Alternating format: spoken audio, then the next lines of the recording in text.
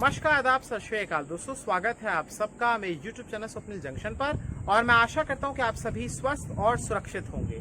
दोस्तों, आज की इस वीडियो में मैं आपके सामने एक बेहद अहम जानकारी को साझा करने जा रहा हूं और इस जानकारी को आपके सामने रखने का सिर्फ और सिर्फ उद्देश्य ये है कि मैं आप तक सही जानकारी पहुंचाऊं और साथ ही साथ आपके भीतर जागरूकता को भी पैदा कर सकूं। इस वीडियो को बनाने की मंशा ये नहीं है कि मैं आपके भीतर भय को पैदा करूं, लेकिन सिर्फ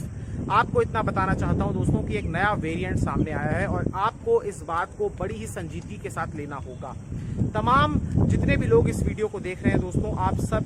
अभी बहुत अच्छे तरीके से सावधानियां बरत रहे होंगे, लेकिन यहाँ पर एक बात मैं कहना चाहूंगा कि अब आपको और भी ज्यादा सावधान होने की आवश्यकता है। अपनी सतर्कता के जो स्तर है उसे और भी ज्यादा बढ़ाने की आवश्यकता है, क्योंकि डेल्टा प्लस वेरिएंट नाम का ये जो नया एक प्रकार से म्यूटेशन के बाद एक नया स्ट्रेन हमारे सामने आया है, ये बहुत ज्यादा खतरनाक है। अब इसके क्या क्या एक प्रकार से नए फीचर्स हैं, या यूं कहिए ये जो इसका उन्नत स्वरूप हमारे सामने आया, जो कि पहले डेल्टा वेरिएंट था,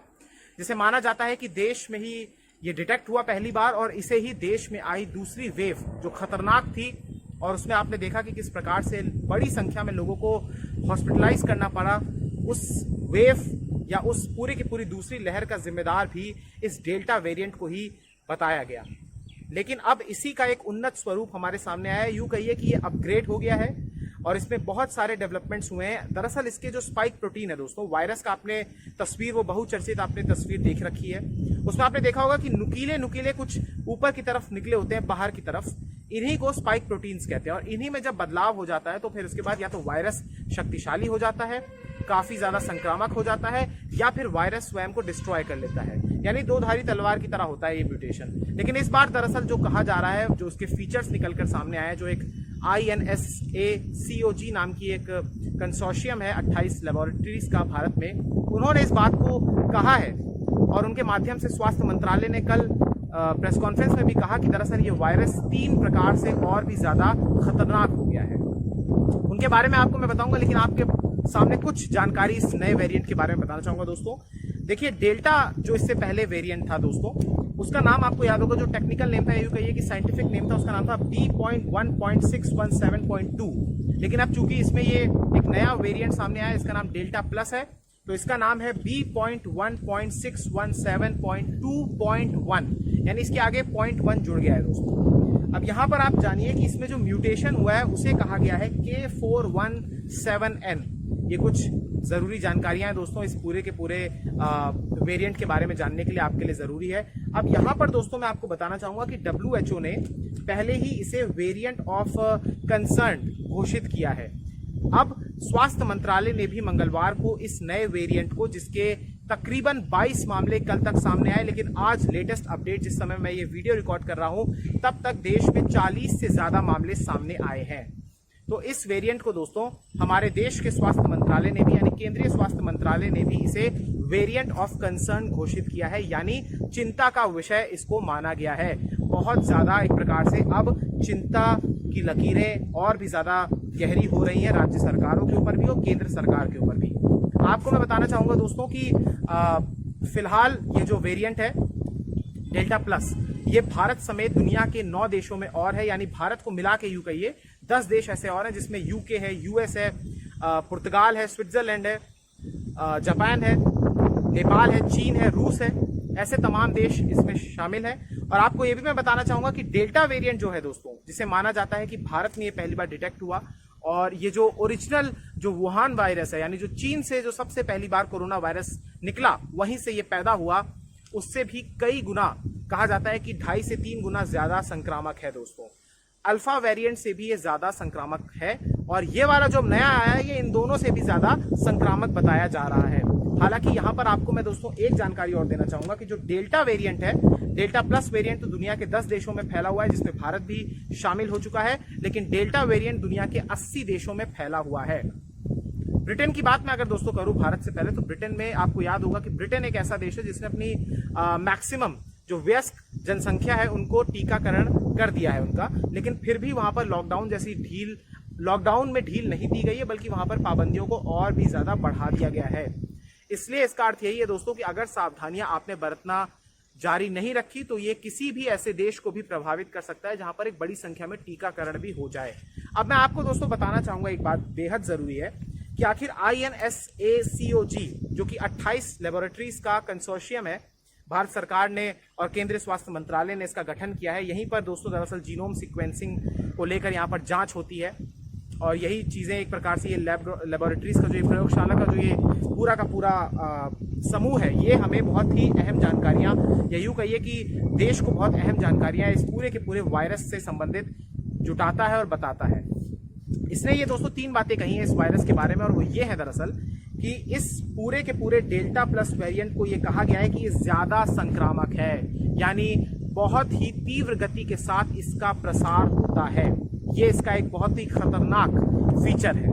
इसके अलावा दूसरी बात जो दोस्तों इसमें कही गई वो ये है कि फेफड़ों की कोशिकाओं में ये ज्यादा मजबूती के साथ चिपक जाता है, यानी आपके लंग्स में ये ज्यादा अटैक करता है, ज्यादा मजबूती के साथ ये उसमें चिपक जाता है, साधारण भाषा में आप समझिए। इसके अलावा एक तीसरी बात जो इसके बारे में कही गई है, जो इसका तीसरा फीचर है वो ये है दोस्तों, जो शायद सबसे खतरनाक मेरे हिसाब से है, वो है कि मोनोक्लोनल जो एंटीबॉडीज होती है उसको लेकर जो रिस्पॉन्स होता है यानी प्रतिक्रिया होती है,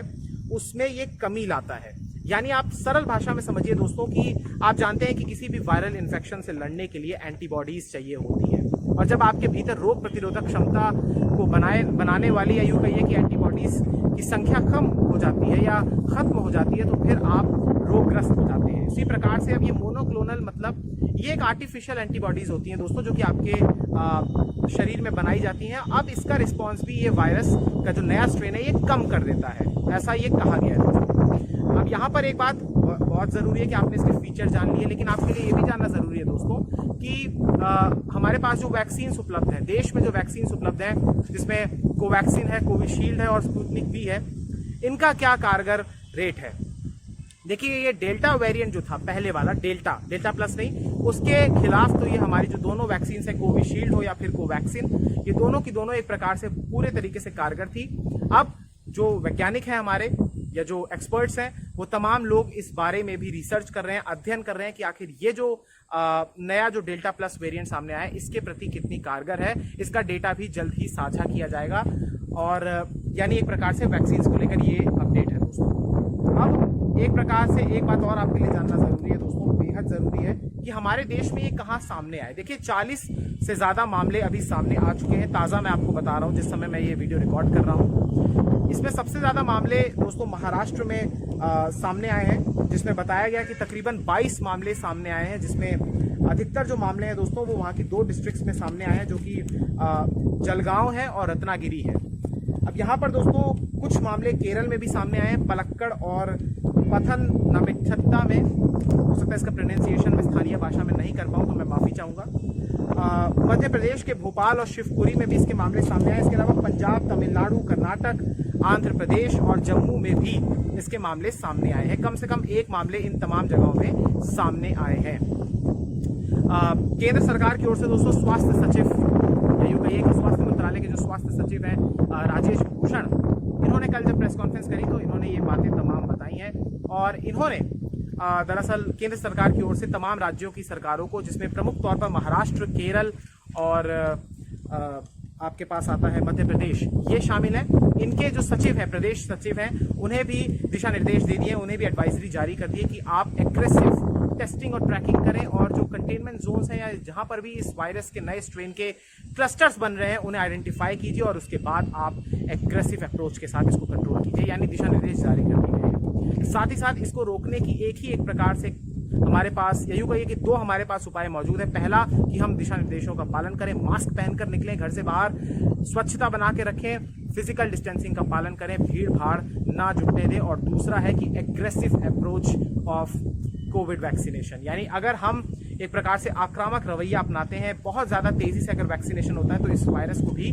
कंट्रोल किया जा सकता है, इसको बढ़ने नहीं दिया जा सकता है। आपको याद होगा दोस्तों कि 21 जनवरी जिस दिन अंतर्राष्ट्रीय योग दिवस था, उसी दिन से देश में केंद्र सरकार ने 75% जो टीकाकरण अभियान है उसको अपने अंडर ले लिया है, और उस दिन रिकॉर्ड 88 लाख के करीब टीके एक दिन में लगे थे। और कल की मैं अगर बात करूं मंगलवार की, तो उस दिन भी तकरीबन 50 लाख टीके एक दिन में लगाए गए हैं, यानी अब 2 दिन में आप देखिए कि 1 करोड़ 30 लाख से ज़्यादा एक प्रकार से टीके लगे हैं, बहुत अच्छी रफ्तार है, लेकिन इसको और भी ज़्यादा बढ़ाने की आवश्यकता है। टीकाकरण ही इसका एकमात्र उपाय है कि आप बच सकते हैं दोस्तों। तो ये कुछ अपडेट थी दोस्तों इस पूरे के पूरे वायरस के नए स्ट्रेन को लेकर। मैं उम्मीद करता हूं दोस्तों कि आपको ये समझ में आया होगा, और चूंकि इसको कंसर्न घोषित किया गया है, वेरिएंट ऑफ कंसर्न घोषित किया गया है, इसलिए सिर्फ यही नहीं बल्कि ये तमाम चीज़ें हमारे लिए कंसर्न का विषय होनी चाहिए, चाहे कोई भी वायरस का स्ट्रेन आए, कोई भी वेरिएंट आए। मैं आपको ये भी बताना चाहूँगा दोस्तों कि हो सकता है, ऐसे बहुत सारे लोग, कुछ विशेषज्ञों ने कहा है कि ये जो वायरस है ये एक प्रकार से वैक्सीन और एंटीबॉडीज़ के प्रति भी थोड़ा सा इसको चकमा दे सकता है। तो उसको लेकर भी हो सकता है कि वैक्सीन्स में कुछ डेवलपमेंट किया जाए, उसमें कुछ अपग्रेड किया जाए उनको भी, क्योंकि ये वायरस है और ये एक प्रकार से अपना स्वरूप बदलता रहता है। जैसा मैंने आपको शुरुआत में बताया कि या तो अपने आप को ये खत्म कर लेता है या अपने आप को ये और भी ज़्यादा संक्रामक कर लेता है। इसलिए आपके पास क्या है, आपके पास है मास्क पहनकर जाइए, सैनिटाइजर्स का उपयोग कीजिए, हैंड वॉश करते रहिए और स्वच्छता बनाकर रखिए, और सबसे ज़रूरी फिजिकल डिस्टेंसिंग का पालन कीजिए। और जैसे ही आपका स्लॉट आ जाए आप अपने आप को वैक्सीनेट करा लीजिए। बहुत बहुत शुक्रिया दोस्तों, क्योंकि ये जो वेरिएंट है इसके बारे में अमेरिका के स्वास्थ्य जो मुख्य स्वास्थ्य सलाहकार हैं उन्होंने भी, डॉक्टर एंथनी फाउची ने भी इस बात को कहा है कि ये जो है दरअसल ये इस पूरे के पूरे टीकाकरण अभियान में एक व्यवधान की तरह आ सकता है। इसलिए इसकी रोकथाम में आपको भी और सरकारों को भी एक साथ आगे आना होगा और अनुशासन के साथ दिशा निर्देशों का पालन करना होगा। बहुत बहुत शुक्रिया, बहुत बहुत धन्यवाद। जय हिंद, जय भारत, वंदे मातरम, इंकलाब जिंदाबाद, सत्यमेव जयते। नमस्कार।